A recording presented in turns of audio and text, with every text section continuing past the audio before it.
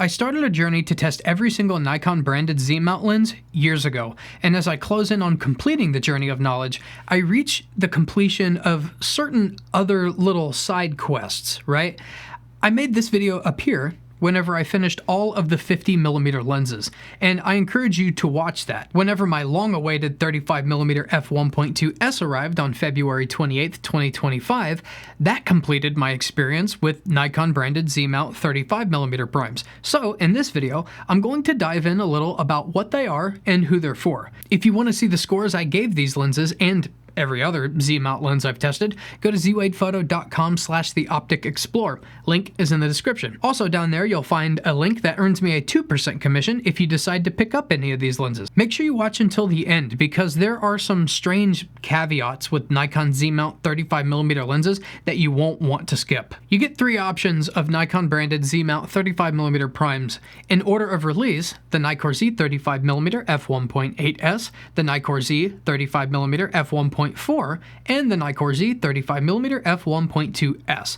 That is, however, not the order of optical quality. It's important to remember that Nikon is not following the tradition of the wider the aperture, the more premium the offering. Instead, they decided to launch their mirrorless line with premium prime lenses designated by their S-line badge. S-line means they get all the good optical stuff in them, like coatings and fancy elements. So in order of optical quality, lowest to highest, it goes 35mm f1.4, 35mm f1.8s, and 35mm f1.2s. Nikon's more cost-effective 35mm option and first Z-mount f1.4 lens, period, is the Nikkor Z 35mm f1.4, a non-S-line lens released in July of 2024, and its going price today is right at $600. It's a relatively simple optical construction of 11 elements and 9 groups, 2 of which are spherical with no coatings listed. My scoring would indicate that this lens underperforms expectations for Z-mount glass with an overall score of 13, because it kind of does. In my use, I found it underperformed Z-mount expectations in sharpness, black and white ability, build quality, overall image quality, and value for money. More on that later. And was very middle of the road in every other category. I determined that this lens reminded me of the trade-offs we used to see in the F-mount days. Nikon's more premium offering, or I would say kind of the standard Z-mount offering, the Nikkor Z 35mm f1.8s was released in August of 2018 and has a going price today of $850. Its more complex optical construction consists of 11 elements and 9 groups, 2 of which are ED and 3 of which are spherical, and because it's an S-line lens, it gets good stuff like super integrated coating and nano crystal coat. My scoring was pretty low for this lens compared to other Z-mount S-line primes. Its only terrible score was a 1 in value for money, more on that later, but what really brings it down is the fact that it's not bad optically, it just has no standout qualities. It got a score of 2 in every other category, as I found this lens to be just a bit flat rendering and kind of boring and not inspiring at all. In fact, one other lens I'll mention in the recommendations segment of this video actually beat it in black and white ability. My quote for this lens is it Nikon's best 35mm f1.8 ever? Probably, but I'll make you go see the rest at zwadephotosales.com/theopticexplore. The creme de la creme of Nikon 35mm offerings is the Nikkor Z 35mm f1.2s, which launched in February of 2025 after years of speculation for a vomit-inducing $2,800. Being the top dog S-line offering, it got the kitchen sink thrown at it with no care given to bagability or weight. With 17 elements and 15 groups, 3 of which are ED, 3 of which are spherical, and Nikon mentions an spherical ED, which combines the two, but I don't know if these are unique in the construction or if they are all a spherical ED. I don't know. I haven't seen that called out in any other Z lens before. Anyway, for coatings, it gets nano crystal, Neo, super integrated, and the newer mesoamorphous coating. Its only bad score was bagability because I personally find longer lenses more awkward to store than fat ones, and optically, besides black and white ability, where it just slightly less impressive than its 50 and 85mm counterparts. It basically achieved perfect scoring with a rare extra point in overall image quality and the equally rare special look bonus. Its overall score ends up being 24 to 25. Why the spread? Because I'm conflicted on value for money. I wouldn't say it's a $2,800 lens for sure. Maybe $2,500, and 35mm isn't as useful to me as a 50mm, so you're not getting a lot of versatility. However, it is really, really good on its own merits, and in a lineup of 35s that just really don't impress me, it's hard to argue the price because it's simply the best and simply beautiful. It actually may be contending for the most beautiful Z mount lens that I've used so far. So it's just hard to say it's not worth the money, but it's just not a $2,800 lens, for God's sake. Being a big fan of Nikon glass, this is kind of tough for me to admit. I had felt like Nikon was in a slump with 35mm primes since the launch of the Z mount.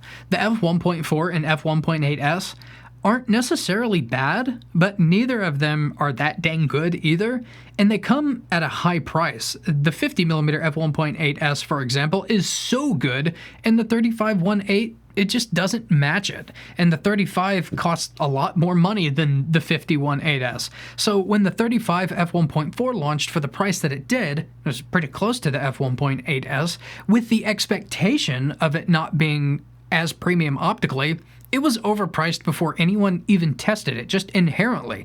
So it's hard to say it, but sometimes I think that the only really great 35mm prime that Nikon makes for the Z mount right now is the f1.2 for outrageously more money than the next option. It's like Nikon doesn't have a way to make a reasonably priced 35mm for the masses, but it's got 50mm primes down to such a science that they can crank out optically awesome 50mm f1.8s lenses for way less than they deserve to be sold for based on their optics. 35mm lenses aren't a new thing, so why can't it be done for cheaper? I ask myself sometimes. So the caveat is, sometimes I really think the only one worth investing in is, unfortunately, the f1.2 because it's so incredible.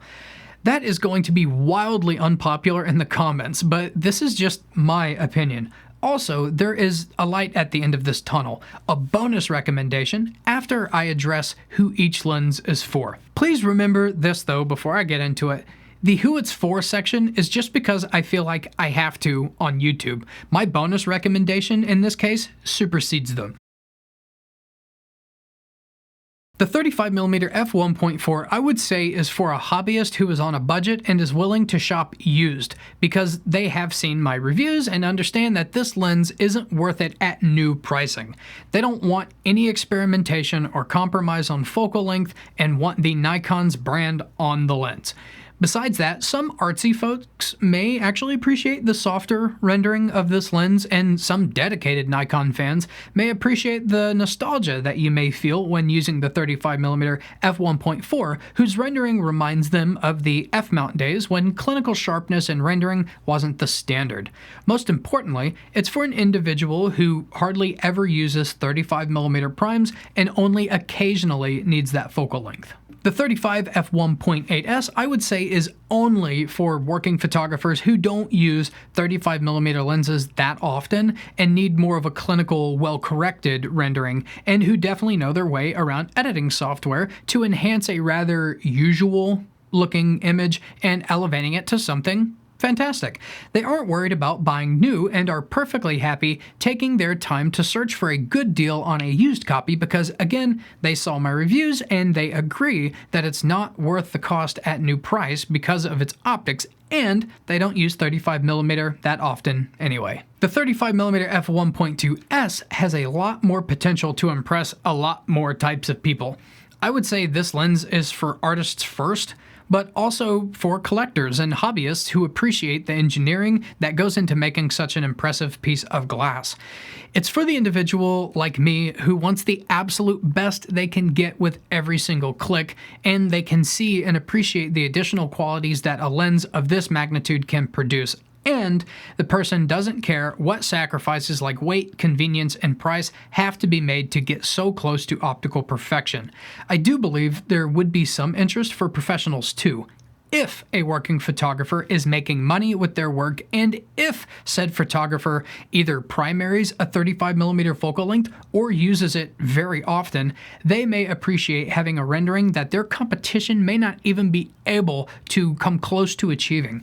If a pro or serious hobbyist uses 35mm a lot, I'd say skip the others and save your money for the f1.2. I think you'll be thrilled that you did so.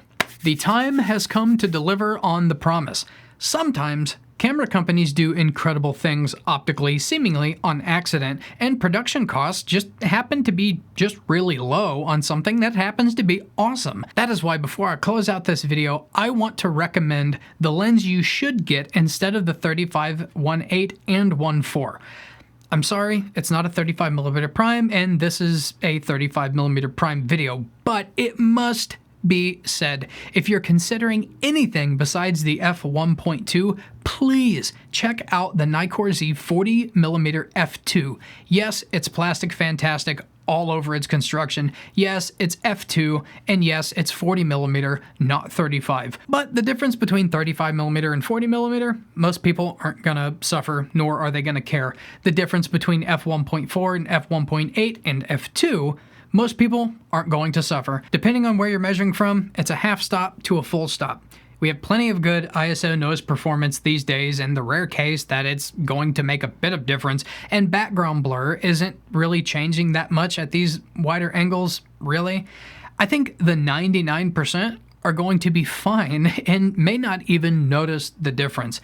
That lens is $300, and optically, it's actually better than the f1.4 in my opinion, and the optics versus the 35 f1.8s are in many cases somehow equal, and in other cases slightly not as good, and in the case of black and white ability, I think the 40mm is actually better. In any case, it's definitely not worth the extra $400 to $500 for the 35s, and there are loads of people who agree. At the very least, rent it and try it out first, because I think that lens will impress you for under $300. Check the description for links, comment your thoughts below. I'm Z Wade, the Z Wade, and Z Wade Photo. Stay sharp, YouTube.